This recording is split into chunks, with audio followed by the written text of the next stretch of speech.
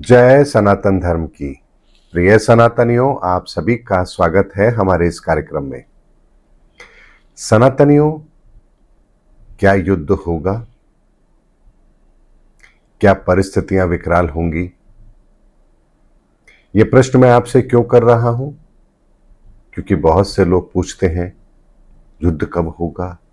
वो भयंकर युद्ध कब होगा? वो 64 करोड़ लोग ही शेष बचेंगे, वो समय कब आएगा? तो सबसे पहले एक बात को समझ लीजिए। आप कहीं पर कुछ बात सुनते हैं और उसके आधार पर अपने विचार बनाते हैं और उन विचारों को लेकर आप फिर प्रमाण ढूंढते हैं। उस घटना के सत्य होने का आप इंतजार करते हैं। तो आपको एक बात समझनी होगी कि यदि आपने जो पैरामीटर उपयोग में लिए हैं इस बात के लिए, क्या वो सही है? क्या जिस चीज के आधार पर आप घटनाओं को देख रहे हैं, क्या वो आकलन आपका ठीक है?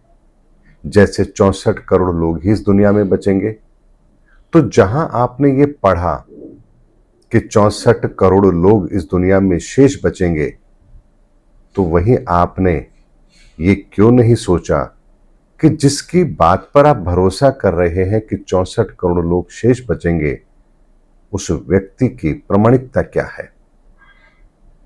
उसके कहे हुए शब्दों का महत्व कितना है? और क्या वो ये जो बात कह रहा है, क्या ये सही हो सकती है?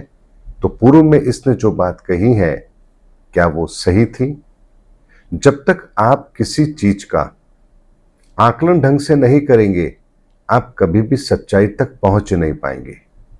इसीलिए इस समय पर बहुत सारे धुंध के बादल इस समय पर हमारे आसपास छाए हुए हैं और इन बादलों को हटाना ये मेरा दायित्व है। मैंने अपने एक वीडियो में कहा था कि 64 करोड़ लोग शेष बचेंगे और प्रश्नवाचक चिन्ह लगाया था। आप लोग मेरा वो वीडियो देखिएगा जिसमें मैंने कहा था कि कौन वो 64 करोड़ लोग हैं, या ये बात सत्य है या नहीं है। बहुत डिटेल में मैंने उस जगह ये बात कही थी कि 64 योगिनी मंगल गावत नृत्य करत भैरव, एक लाइन आती है हमारे शास्त्रों में।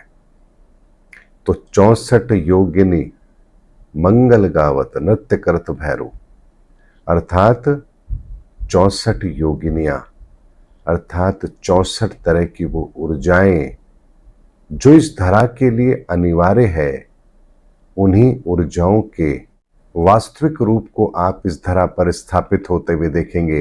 अर्थात हम 800 करोड़ लोग उन 64 योगिनियों के आधार पर जो ऊर्जाओं का विभाजन है, हम उसमें समायोजित होंगे।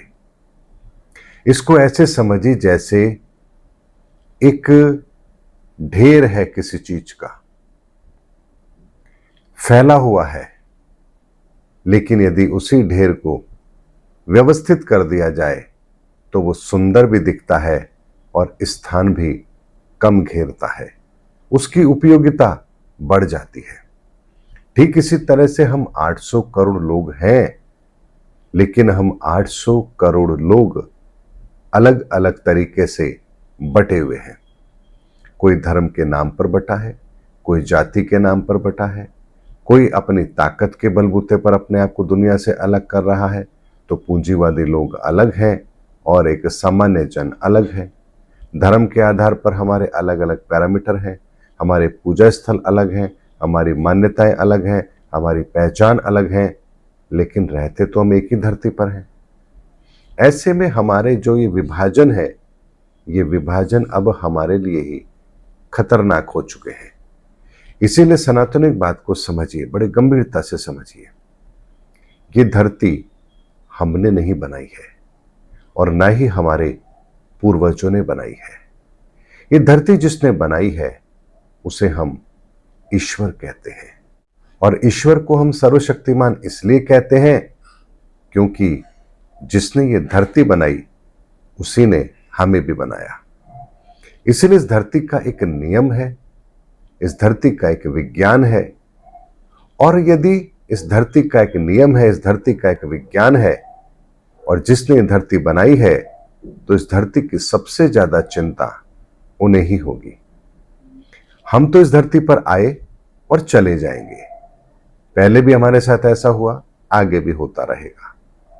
लेकिन जिसने ये धरती बनाई उसके लिए हम मुसाफिर हैं, लेकिन ये धरती उनके लिए मुसाफिर खाना नहीं है। उनके लिए धरती हम जीवों के लिए एक ऐसी व्यवस्था है जहां हम अपनी ऊर्जाओं का संरक्षण कर सकते हैं, उसका समायोजन कर सकते हैं, उसको हम रूपांतरित कर सकते हैं। और ऐसे स्थान की सुरक्षा करने की जिम्मेदारी किसकी होगी? क्या हमारी है, जो हम केवल 60, 70 या 80 वर्षों के लिए इस धरा पर आए हैं? तो सनातनिक बात की गंभीरता को समझिए। इस धरती पर विनाश को करना और फिर धर्म की स्थापना करना, यह तो ईश्वर के लिए एक पल का कार्य है। लेकिन इस धरती पर विनाश हम मनुष्य चाहते हैं, ईश्वर कभी इस धरती पर विनाश नहीं चाहते। और इसीलिए जब इस धरा पर महापुरुष आए हैं, उन्होंने सदैव मानवता की रक्षा की बात की है, अपना अंतिम प्रयास किया है इस धरा पर धर्म की स्थापना के लिए कि मानव की क्षति कम से कम हो और धर्म स्थापना का कार्य भी पूर्ण हो जाए। भगवान श्री कृष्ण ने भी यह प्रयास किया, भगवान राम ने भी यह प्रयास किया। लेकिन जब हम मानने को तैयार ही ना हो, तब वो विनाश अवश्य होता है। इसीलिए वर्तमान में इस धरा पर एक तरफ हम विनाश को आमंत्रित करने के लिए हर वो कार्य कर रहे हैं जो हमें नहीं करना चाहिए, और दूसरी तरफ धर्म की स्थापना के लिए, हम मानवों की रक्षा के लिए ईश्वर भी वो कार्य कर रहे हैं जिस कार्य से हमारा भला हो सके। और ये दो काम बिल्कुल पैरेलल चल रहे हैं। इस बात का अंदाजा आपको हो या ना हो, लेकिन मैं इसको प्रत्यक्ष तौर पर देख सकता हूं।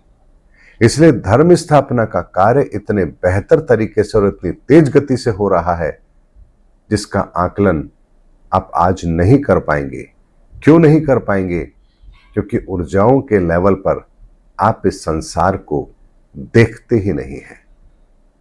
लेकिन मैं ऊर्जाओं के आधार पर इस संसार को देख सकता हूं। इस ऊर्जाओं के विभाजन का रहस्य जो भगवान गणपति ने मुझे बताया है, मैं उसके आधार पर इस ब्रह्मांड को डिकोड कर सकता हूं। आने वाले समय की गति क्या होगी, उसके परिणाम क्या होंगे, ये मुझे भली भांति पता है। लेकिन अगर समय से पहले आपको बताऊं, हो सकता है आप लोग प्रभावित हो जाए। आपको लगे देखिए मैंने कितनी सटीक भविष्यवाणी की थी, लेकिन उससे फायदा क्या होगा? मेरे वीडियो के कुछ व्यूज बढ़ जाएंगे। तो क्या मेरा उद्देश्य वीडियो बनाने का यह है कि मेरे व्यूज बढ़े? मेरा उद्देश्य तो यह नहीं है। मेरा उद्देश्य है इन वीडियो के माध्यम से आपको सत्य से अवगत करा दूं, आपको वो दृष्टिकोण दे दूं जिस दृष्टिकोण से आप धर्म को देख सकें, आप सत्य को देख सकें, अपने आने वाले भविष्य को देख सकें। वर्तमान में जो आप कर्म कर रहे हैं उसके आधार पर आपकी क्या गति सुनिश्चित हो चुकी है, आप उसका आकलन कर पाएं, अपने रास्ते को बदल पाएं, आप धर्म के रास्ते पर चल पाएं, आपकी विचारधारा में जो मलिनता है मैं उसे समाप्त कर पाऊं। आपको धर्मयुग के अंदर प्रवेश करने के लिए जो जो चीजें आपके लिए आवश्यक हैं, जो पात्रता आपको चाहिए, वो पात्रता आपके भीतर मैं पैदा कर सकूं। मेरा प्रयास केवल इतना सा है। और इसीलिए इस कार्य को करते समय मैं केवल और केवल सृजन की बात करता हूं, संहार की बात नहीं करता। क्योंकि संहार की बात मेरे करने से संहार रुकेगा भी नहीं और मेरे कहने से होगा भी नहीं। वो तो प्रकृति ने निश्चय कर लिया है कि उसे परिवर्तन कैसे लागू करना है। हमें तो केवल और केवल अपने आप को तैयार करना है नव सृजन के लिए। इसलिए भगवान गणपति के साथ सिद्धि भी है और रिद्धि भी है। सिद्धि अर्थात नव सृजन और रिद्धि अर्थात विसर्जन। और एक काम हमेशा से होता रहा है। जितना अधिक हम धर्म का कार्य करेंगे उतना ही कम विसर्जन होगा, और जितना पाप हम करेंगे उतना ही विसर्जन अधिक होगा। अर्थात इस धरती पर परिणाम क्या घटित होंगे ये ईश्वर तय नहीं करते हैं, ये हम मनुष्य तय करते हैं कि ये प्रकृति हमारे साथ कैसा व्यवहार करे। इसीलिए हम इस समय पर उस रास्ते पर खड़े हैं जिस रास्ते का अंतिम छोर केवल और केवल विनाश है। मेरी बात, मेरे शब्दों के गंभीरता को यदि आप साधारण समझ रहे हैं तो आने वाले समय के अंदर आपको ये पश्चाताप जरूर होगा कि समय रहते यदि हम अपने आप को बदल लेते तो शायद हमारी ये गति नहीं होती। इसीलिए सनातनियों, युद्ध तो होगा, बाहर भी होगा और भीतर भी होगा। बाहर का युद्ध जितना बड़ा होगा उससे कहीं बड़ा आपके भीतर का युद्ध होगा, जहां आपके विचार, आपके भीतर की मलिनता, आपके विकार आपको बेचैन करेंगे, परेशान करेंगे, और यही बेचैनी, यही परेशानी आपके लिए दुख का कारण भी जरूर बनेगी। इसीलिए आप जितने भीतर से निर्मल होंगे, पवित्र होंगे, साफ होंगे, ये बाहर का परिवर्तन, ये विनाश आपको उतना ही कम प्रभावित करेगा। और जितनी आपके भीतर मलिनता होगी, आप इन बाहरी अवस्थाओं से उतने ही ज्यादा प्रभावित भी होंगे और उतने ही कष्टों का सामना भी आपको आपके जीवन में करना होगा। इसलिए अपने भीतर काम कीजिए, अपने भीतर की गहराइयों को समझिए, सनातन को समझिए, उस मार्ग को समझिए जिस मार्ग का अनुसरण आने वाले समय के अंदर पूरा संसार करने वाला है। क्योंकि आने वाले समय के अंदर जो रहस्य इस धरा पर प्रकट होंगे वो ना सतयुग में हुए, ना त्रेता में हुए, ना द्वापर में हुए, और ना अब तक इस कलयुग में हुए हैं। इसीलिए वो सत्य ऐसा सत्य है जिस सत्य के सामने असत्य ठहर नहीं सकता और उस सत्य को कोई झुटला नहीं सकता। और ये इतना बड़ा कार्य जो किसी युग में नहीं हुआ, अगर वो कार्य इस धरा पर हो रहा है तो आप उस कार्य को छोटा कैसे मान सकते हैं। लेकिन हाँ, इतना जरूर है कि आप उस कार्य की तुलना कभी कर ही नहीं पाएंगे। क्यों? क्योंकि वो कार्य जब इस धरा पर पहले कभी हुआ ही नहीं है तो आप इसकी तुलना करेंगे कैसे। लेकिन उसके परिणाम इस धरती पर हम मानवों के लिए, मानव सभ्यता के लिए, हमारे धर्म के लिए, सनातन के लिए वो दिव्य प्रमाण होंगे जिन परिणामों को देख करके हम यही कहेंगे, हे ईश्वर, आपका धन्यवाद है कि आपने हमें उस युग के अंदर इस धरा पर भेजा जब धर्म की स्थापना भी हो रही थी और हमें उसमें शामिल होने का एक अवसर भी मिला। इसीलिए वर्तमान का समय स्वयं की गति को भी सुधारने का है और आने वाली हमारी पीढ़ियों को भी एक नया रास्ता देने का है। और ये कार्य छोटा नहीं है। अब अगर आपको मेरी बात अब भी ना समझ आए तो मैं फिर क्या कहूं, मेरे पास कोई शब्द नहीं है। इसीलिए सनातनियों, स्वयं को तैयार कीजिए, अपने भीतर भाव पैदा कीजिए, अपने आप को व्यवस्थित कीजिए और अपने आप को सनातन के रास्ते पर चलने के लिए तैयार कीजिए। और इस रास्ते पर चलने के लिए मैंने आपकी मदद के लिए एक समाधान भी आपको दिया है। कोई व्यक्ति कैसा ही क्यों ना हो, कितने ही कष्ट में क्यों ना हो, कितनी ही भीषण परिस्थितियों से क्यों ना जूझ रहा हो, मैंने एक किताब के माध्यम से जीवन के सनातन सिद्धांत और समाधान वो आप लोगों के लिए उपलब्ध कराई है। अपने अपने लग्न के आधार पर उन छोटे छोटे उपायों को, उन क्रियाओं को अपने जीवन में शामिल कीजिए ताकि आप अपने भीतर की ऊर्जाओं के संसार को व्यवस्थित करने में कामयाब हों, क्योंकि आपके भीतर जो विचार पैदा होते हैं, जो विकार पैदा होते हैं, वो इन ऊर्जाओं के संतुलित ना होने के कारण से होते हैं। और ये समाधान आपके भीतर की ऊर्जाओं को संतुलित भी करेंगे और आपको इस रास्ते पर चलने के लिए प्रेरित भी जरूर करेंगे। इसलिए स्वयं भी उसका फायदा उठाइए और लोगों को भी दीजिए, उन्हें भी इस रास्ते पर चलने के लिए प्रेरित कीजिए।